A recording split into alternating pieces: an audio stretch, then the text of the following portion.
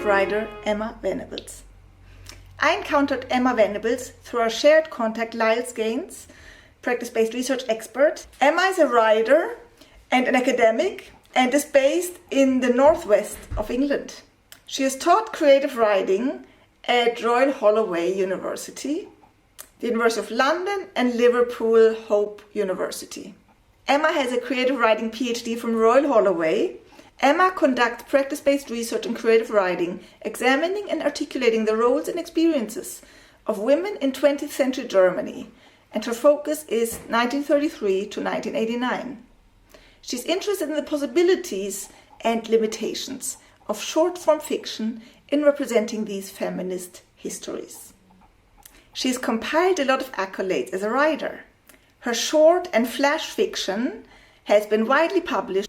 Her short story, Woman at Gunpoint 1945, came runner-up, third place, in the Alpine Fellowship Writing Contest of 2020. Fragments of a Woman explores the lives and differing experiences of 5 German women in Nazi Germany. What I found so inspiring in my conversation with Emma is that we were able to communicate really effortlessly, although we are in different disciplines. It was just moving to see how much her experience in practice-based research has shaped her and contributed to her as a writer. Her ability to situate herself in her work, the subjective and self-reflexive lens that she applies by not leaving out her own identity, that adds a layer, just a lovely layer to her work.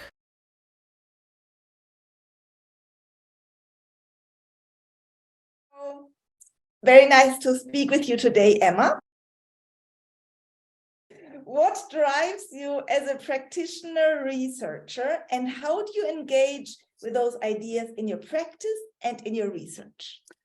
Okay, so I think, well, no, I know what drives me is the representation of women. So all of my practice-based research is concerned with how women are represented in history, particularly war. So for the last 10 years, I've been looking at representations of women in Nazi Germany and World War II.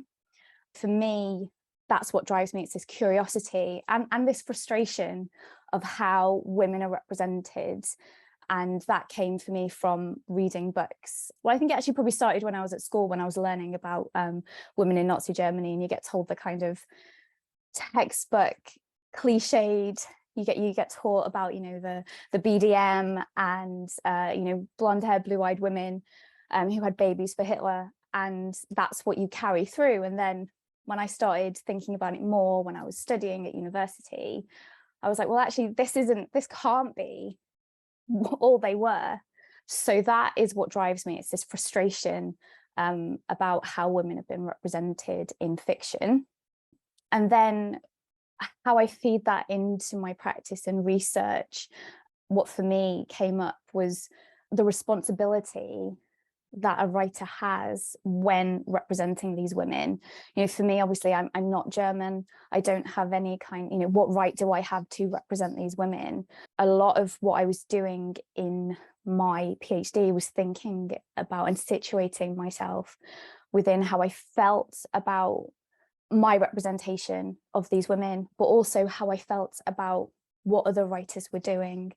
So I would read a novel and then obviously do some wider reading. So, that would be non-fiction reading, looking at the wider academic conversation about representation, about these particular women, do my own practice representing these women and then reflect on that, but keeping it within the wider context of existing fiction, and then the kind of critical analysis and historical research.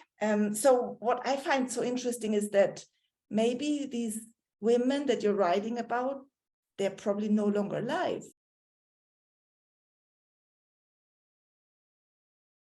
I still feel that I have a moral obligation to not create stereotypes and not feed into those stereotypes that we have of these women, because there was I think it was a chapter that I wrote in my PhD about stereotypes, about how they have no meaning. I think it was Hannah Arendt who said that the Nazis didn't just come down in a spaceship and you know, take over the earth. You know, they were humans.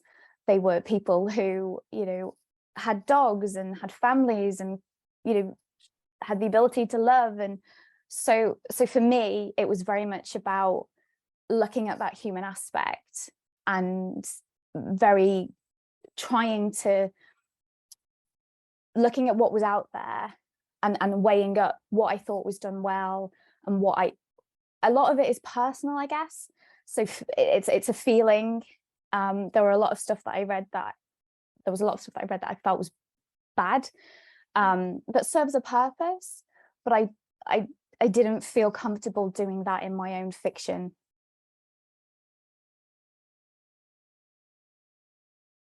What a lot of my critical exegesis was based on was those practice journals. So, you know, often just writing how I felt, about what I'd read, what I was writing, how I was feeling within that, and how I felt that it was going. So yeah, a lot of it is a personal feeling, but also looking at that wider cultural context as well.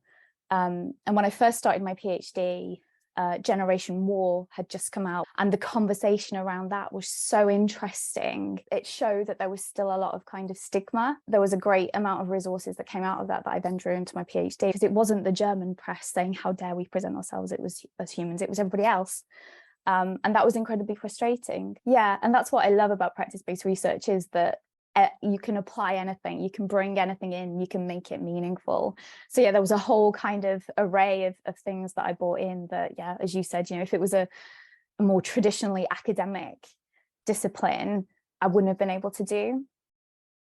What does it mean to be a practitioner researcher in your discipline and in your own body and in your own experience and in your own world? When I was doing my PhD, it felt like I was being pulled apart by horses in different directions, because for me, I had the creative writing, the practice, but then there was also the English literature. That was the department I was in. And obviously a huge chunk of my research project is English literature. It is looking at existing representations. And then there was also the historical aspect. So having to do the historical research, which for me, because my German is terrible, it's my biggest regret not studying German at university, but then I might not have been here talking about this. So,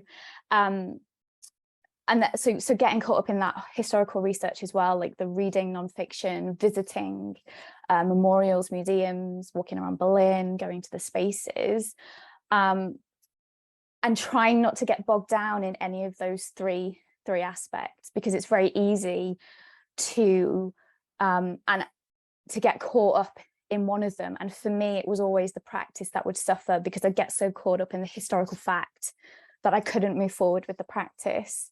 Or I'd read something like a great novel and I'd be like, I can never mirror this, I can never better this. So yeah, so often it can feel very fraught. But then I was also thinking, I had like a breakthrough moment just before we started chatting. Earlier this year, I'd started a novella in Flash based on the Special Operations Executive. And just before, I was thinking, do you know what? It's the first thing I've started writing that wasn't practice-based in a long, long time. And not having that bigger question underpinning it has meant that I've just haven't got the drive to finish it. So for me, it's also that accountability. It's having that question in mind that I'm working towards, that I'm trying to unpick. So I think it's actually impossible for me to now write without doing something practice-based. But then also the focus on practice, the word practice, it's that kind of allowance of, I'm trying to answer a question, I'm trying to find out something, I'm trying to contribute something original, but I can also make mistakes. There's the freedom there, there's the space to kind of experiment, to get things wrong and to reflect on that. What is a publication that you could recommend to the practice-based research community? Lyle Skeins has a book coming out on practice-based research, which I've seen a draft of it. I haven't read it all, but I know it's going to be amazing, and it's going to be such a useful resource for the practice-based research community. And then the other side of that, if anyone's looking for the product of practice-based research, so it's called Fragments of a Woman, and it's being published by Darren Press. Yeah, and I think that practice-based research allows us to have this subjectivity. Absolutely. And to openly carry that without hiding it and without hiding, the first person and all of those absolutely. perspectives. And so I think that brings so much dignity and pride and just being okay with one's identity. Definitely. And just bringing that bringing that all in. I find that so liberating as a scholar. Yeah, definitely. Yeah. And one thing that is very frustrating about practice piece, well, not frustrating for me, it is frustrating for me, but not from my perspective, is that it is frustrating is when you say to people, I do practice-based research, or I'm doing a PhD in creative writing, and often what you get is, so you're just writing a novel? That makes me so angry. It's like, let me hit you with my giant thesis that is not just a novel, it's also a critical exegesis where I'm showing you what I've written about and why I've written about it and how I've gone about writing about it. I find it incredibly frustrating that there is this kind of snobbery about practice-based research. And fortunately, it's because people just don't know about it enough yet. No, exactly. So this is great. This YouTube community videos that you're creating is just what we need to kind of reach a wider audience. How did you conduct your critical exegesis? If you could kind of go back in your memory and just walk me through that one more time out of my personal interest. Yeah, so this is actually quite interesting because I was struggling with the critical exegesis. I'd drafted the novel and I was really struggling to think about how to approach my exegesis, and then I had this breakthrough moment where it was like, what I wanted to do in my novel was not just explore one main character.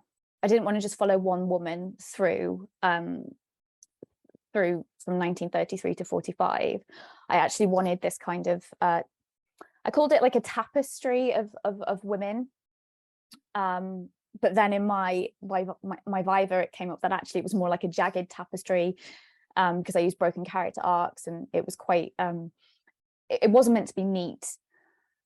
And so in my PhD novel, I think I had about 7 protagonists, it was interesting how I then had to change my novel to get it published. Essentially, I cut characters down, and I'm down to 5 characters now, but that's another story. Anyway, so as I'd approached, so each woman in my novel has their own chapters, they have their own storylines, and that's something I really wanted, because the experience of women in Nazi Germany and World War II isn't any one woman's story. I wanted to show that kind of variety of different women.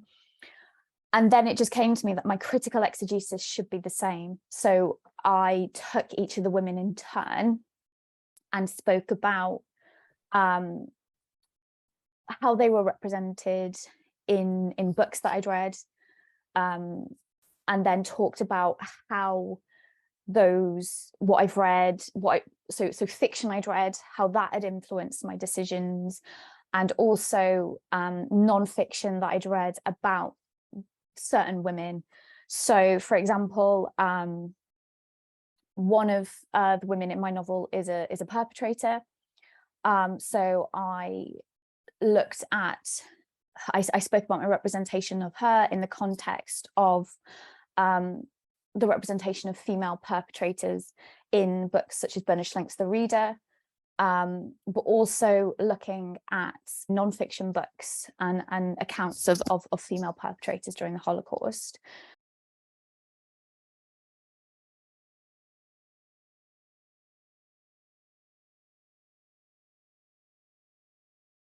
I did a talk for Keene University, which was recorded. That was where I talked about the representation of lesbians in the Holocaust and Nazi era, and talked about 2 of the characters in my novel within that.